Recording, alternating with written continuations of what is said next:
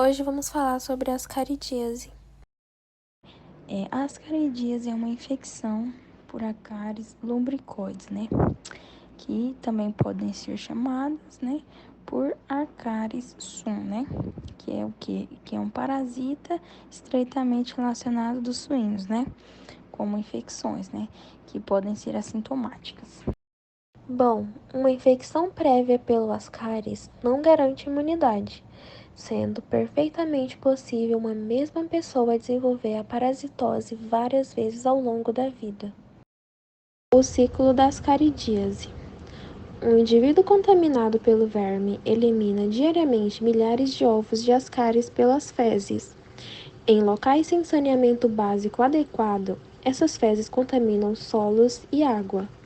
A transmissão do ascaris ocorre quando uma pessoa sadia ingere acidentalmente estes ovos presentes no ambiente.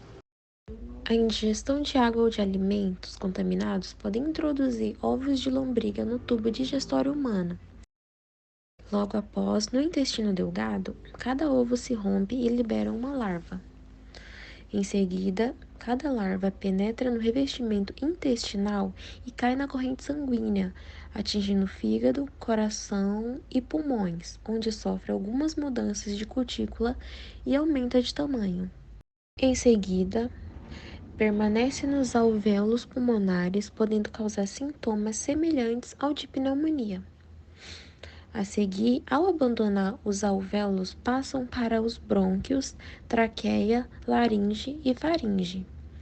E em seguida são deglutidas e atingem o intestino delgado, onde cresce e se transformam em vermes adultos. As manifestações pulmonares mais comuns durante a passagem das larvas pelo trato respiratório são de uma pneumonia eosinofílica, causando um quadro inflamatório, identificado pelo grande aumento de eosinófilos através de exames de sangue. Também podemos observar outras características dessa manifestação, como a tosse seca, a febre e dores torácicas. Esse conjunto de sintomas pode ser classificado como a síndrome de Loeffler. Vale lembrar que durante os episódios de tosse é possível que o paciente expila larvas de ascaris pela boca.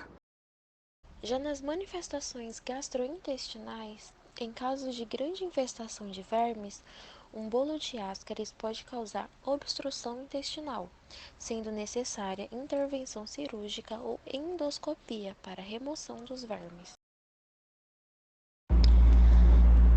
Agora vamos falar sobre sinais e sintomas, né?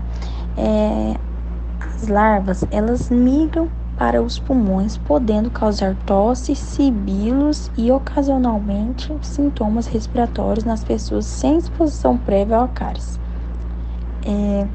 Os vermes adultos, em pequeno número, geralmente eles não produzem sintomas gastrointestinais, embora a passagem de verme adulto pela boca ou pelo reto possa levar um paciente assintomático a procurar um serviço de saúde. Como é feito esse diagnóstico? Esse diagnóstico ele é feito por detectação microscópica dos ovos nas fezes ou observação dos vermes adultos que surgem no nariz ou na boca, né? Ocasionalmente, as larvas podem ser encontradas no escarro durante a fase pulmonar e os vermes adultos podem ser vistos em exames radiográficos do trato gastrointestinal. Como é feito o tratamento da ascaridíase?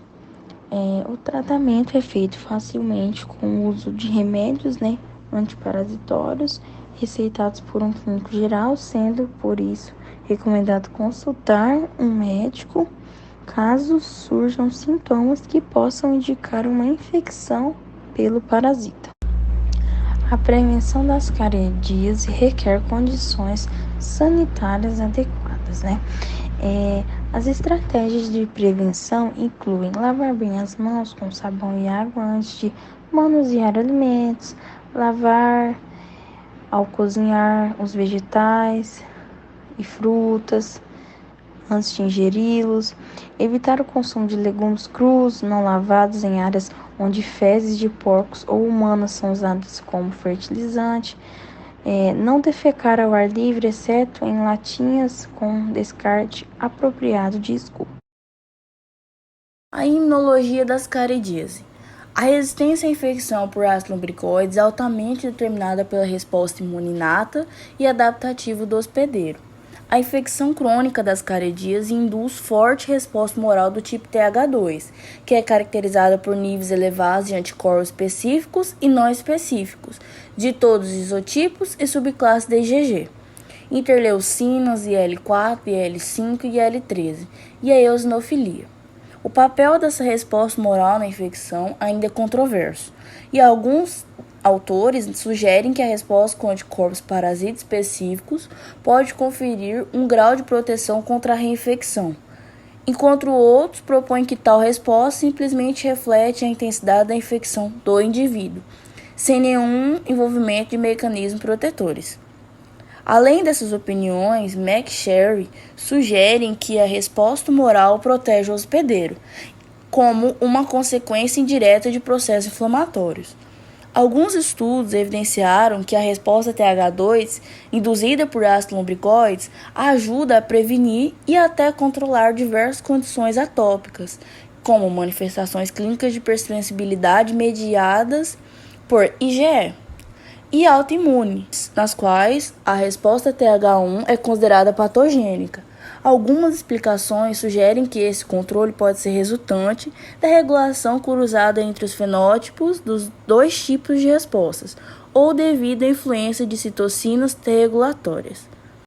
Ainda que, em muitas infecções, a correlação entre os títulos de anticorpos e a produção de ovos não seja identificada, existem evidências que indivíduos com anticorpos específicos para ascarase e citocinas pertencem a uma resposta TH2 e apresentam baixas porcentagens de ovos por grama de fezes. Isso pode sugerir que a contínua exposição ao parasito age como booster para a manutenção de respostas imunes elevadas, e que indivíduos com baixa resposta imune, eles tendem a ter uma maior liberação dos ovos na fezes, indicando possível erro em suas habilidades de controlar a infecção.